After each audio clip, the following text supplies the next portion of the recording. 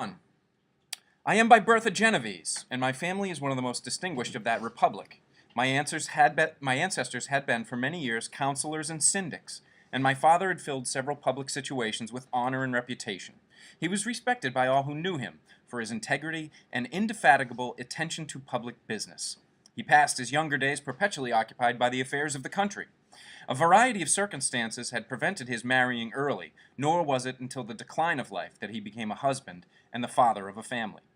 As the circumstances of his marriage illustrate his character, I cannot refrain from relating them. One of his most intimate friends was a merchant who, from a flourishing state, fell, through numerous mischances, into poverty. This man, whose name was Beaufort, was of a proud and unbending disposition, and could not bear to live in poverty and oblivion in the same country where he had formerly been distinguished for his rank and magnificence. Having paid his debts, therefore, in the most honorable manner, he retreated with his daughter to the town of Lucerne, where he lived unknown and in wretchedness. My father loved Beaufort with the truest friendship, and was deeply grieved by his retreat in these unfortunate circumstances. He bitterly deplored the false pride which led his friend to a conduct so little worthy of the affection that united them. He lost no time in endeavoring to seek him out, with the hope of persuading him to begin the world again through his credit and assistance. Beaufort had taken effectual measures to conceal himself, and it was 10 months before my father discovered his abode. Overjoyed at this discovery, he hastened to the house, which was situated in a mean street near the Rus. But when he entered, misery and despair alone welcomed him. Beaufort had saved but a very small sum of money from the wreck of his fortunes, but it was sufficient to provide him with the sustenance for some months, and in the meantime he hoped to procure some respectable employment in a merchant's house. The interval was, consequently, spent in inaction. His grief only became more deep and rankling when he had leisure for reflection, and at length it took so fast hold of his mind that at the end of 3 months he lay on a bed of sickness, incapable of any exertion. His daughter attended him with the greatest tenderness, but she saw with despair that their little fund was rapidly decreasing, and that there was no other prospect of support. But Caroline Beaufort possessed a mind of an uncommon mold, and her courage rose to support her in her adversity.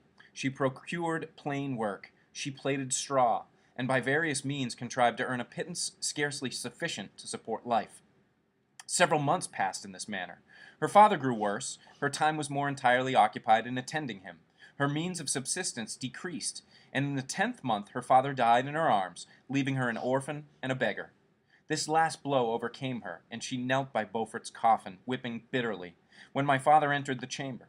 He came like a protecting spirit to the poor girl, who committed herself to his care, and after the interment of his friend, he conducted her to Geneva, and placed her under the protection of a relation. 2 years after this event, Caroline became his wife. There was a considerable difference between the ages of my parents, but this circumstance seemed to unite them only closer in bonds of devoted affection. There was a sense of justice in my father's upright mind, which rendered it necessary that he should approve highly to love strongly. Perhaps during former years he had suffered from the late discovered unworthiness of one beloved, and so was disposed to set a greater value on tried worth. There was a show of gratitude and worship in his attachment to my mother, differing wholly from the doting fondness of age, for it was inspired by reverence for her virtues, and a desire to be the means of, in some degree, recompensing her for the sorrow she had endured, but which gave inexpressible grace to his behavior to her. Everything was made to yield to her wishes and her convenience.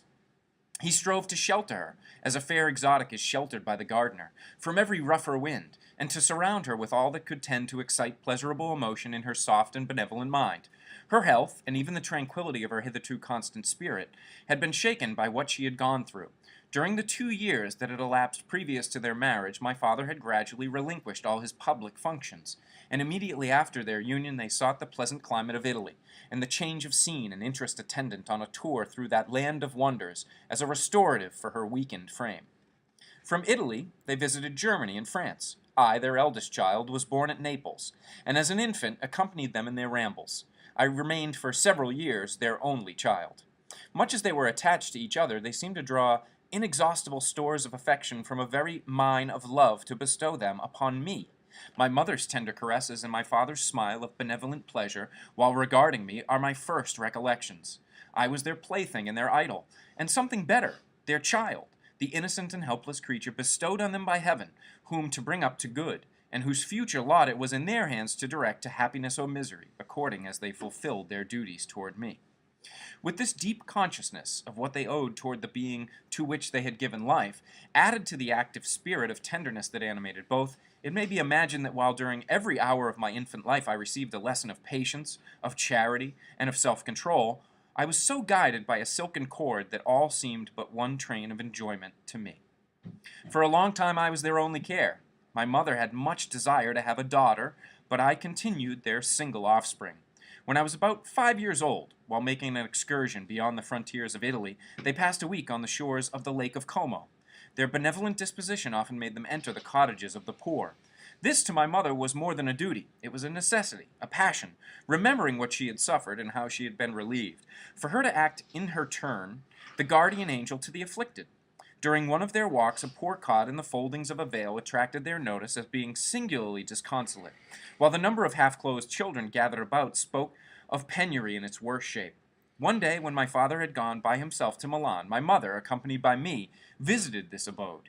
She found a peasant and his wife, hard-working, bent down by care and labor, distributing a scanty meal to 5 hungry babes. Among these there was one which attracted my mother far above all the rest. She appeared of a different stock. The 4 others were dark-eyed, hardy little vagrants. This child was thin and very fair. Her hair was the brightest living gold, and despite the poverty of her clothing, seemed to set a crown of distinction on her head. Her brow was clear and ample, her blue eyes cloudless, and her lips and the molding of her face so expressive of sensibility and sweetness that none could behold her without looking on her as of a distinct species, a being heaven-sent, and bearing a celestial stamp in all her features. The peasant woman, perceiving that my mother fixed eyes of wonder and admiration on this lovely girl, eagerly communicated her history. She was not her child, but the daughter of a Milanese nobleman. Her mother was a German, and had died on giving her birth. The infant had been placed with these good people to nurse. They were better off then. They had not long been married, and their eldest child was just born. The father of their charge was one of those Italians nursed in the memory of the antique glory of Italy, one among the Schiavi Ognor Frementi, who exerted himself to obtain the liberty of his country. He became the victim of its weakness. Whether he had died, or still lingered in the dungeons of Austria, was not known. His property was confiscated. His child became an orphan and a beggar. She continued with her foster parents and bloomed in their rude abode, fairer than a garden rose among dark-leaved brambles. When my father returned from Milan, he found playing with me in the hall of our villa a child, fairer than a pictured cherub, a creature who seemed to shed radiance from her looks, and whose form and motions were lighter than the chamois of the hills. The apparition was soon explained. With his permission, my mother prevailed on her rustic guardians to yield their charge to her. They were fond of the sweet orphan. Her presence had seemed a blessing to them, but it would be unfair to her to keep her in poverty and want, when Providence afforded her such powerful protection.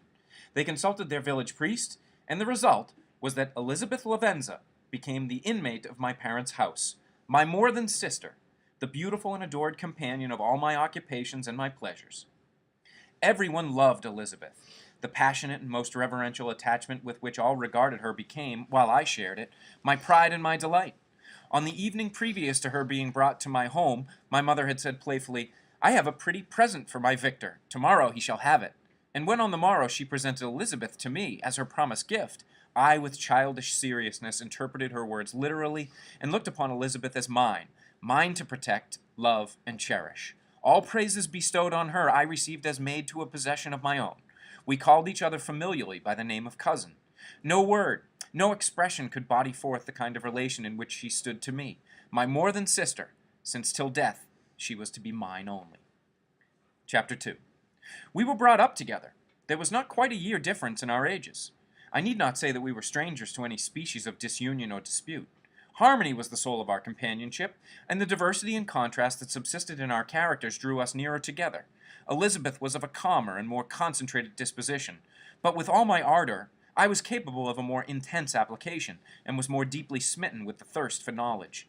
She busied herself with following the aerial creations of the poets, and in the majestic and wondrous scenes which surrounded our Swiss home, the sublime shapes of the mountains, the changes of the seasons, tempest and calm, the silence of winter, and the life and turbulence of our alpine summers, she found ample scope for admiration and delight, while my companion contemplated with a serious and satisfied spirit the magnificent appearances of things. I delighted in investigating their causes. The world was to me a secret which I desired to divine. Curiosity, earnest research to learn the hidden laws of nature, gladness akin to rapture, as they were unfolded to me, are among the earliest sensations I can remember. On the birth of a second son, my junior by 7 years, my parents gave up entirely their wandering life and fixed themselves in their native country. We possessed a house in Geneva and a campaign on Belle Rive, the eastern shore of the lake, at the distance of rather more than a league from the city. We resided principally in the latter, and the lives of my parents were passed in considerable seclusion. It was my temper to avoid a crowd, and to attach myself fervently to a few. I was indifferent, therefore, to my schoolfellows in general, but I united myself in the bonds of the closest friendship to one among them. Henry Clerval was the son of a merchant of Geneva. He was a boy of singular talent and fancy. He loved enterprise, hardship, and even danger for its own sake. He was deeply read in books of chivalry and romance. He composed heroic songs, and began to write many a tale of enchantment and knightly adventure. He tried to make us act plays and to enter into masquerades, in which the characters were drawn from the heroes of Roncesvalles, of the Round Table, of King Arthur, and the chivalrous train who shed their blood to redeem the Holy Sepulchre from the hands of the infidels. No human being could have passed a happier childhood than myself. My parents were possessed by the very spirit of kindness and indulgence. We felt they were not the tyrants to rule our lot according to their caprice, but the agents and creators of all the many delights which we enjoyed. When I mingled with other families, I distinctly discerned how peculiarly fortunate my lot was, and gratitude assisted the development of filial love. My temper was sometimes violent, and my passions vehement, but by some law in my temperature they turned not toward childish pursuits, but to an eager desire to learn, and not to learn all things indiscriminately. I confess that neither the structure of languages, nor the code of governments, nor the politics of various states possessed attractions for me. It was the secrets of heaven and earth that I desired to learn, and whether it was the outward substance of things, or the inner spirit of nature and the mysterious soul of man that occupied me, still my inquiries were directed to the metaphysical, or in its highest sense, the physical secrets of the world. Meanwhile, Clerval occupied himself, so to speak, with the moral relations of things. The busy stage of life, the virtues of heroes, and the actions of men were his theme, and his hope and his dream was to become one among those whose names are recorded in story as the gallant and adventurous benefactors of our species. The saintly soul of Elizabeth shone like a shrine-dedicated lamp in our peaceful home. Her sympathy was ours. Her smile, her soft voice, the sweet glance of her celestial eyes were ever there to bless and animate us.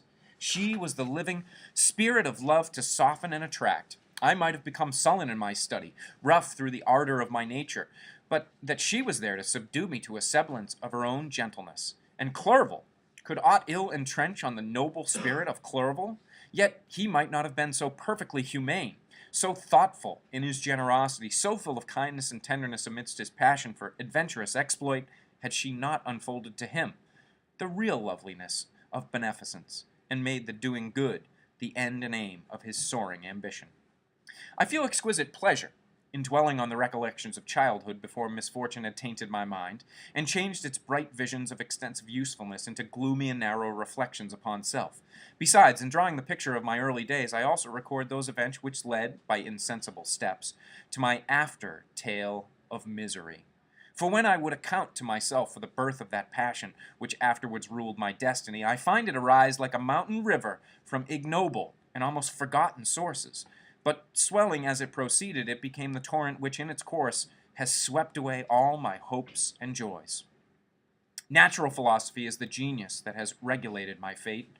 I desire, therefore, in this narration to state those facts which led to my predilection for that science. When I was 13 years of age, we all went on a party of pleasure to the baths near Thonon. The inclemency of the weather obliged us to remain a day confined to the inn. In this house I chanced to find a volume of the works of Cornelius Agrippa. I opened it with apathy. The theory which he attempts to demonstrate, and the wonderful facts which he relates soon, change this feeling into enthusiasm. A new light seemed to dawn upon my mind, and bounding with joy, I communicated my discovery to my father. My father looked carelessly at the title page of my book and said, "Ah, Cornelius Agrippa, my dear Victor, do not waste your time upon this. It is sad trash."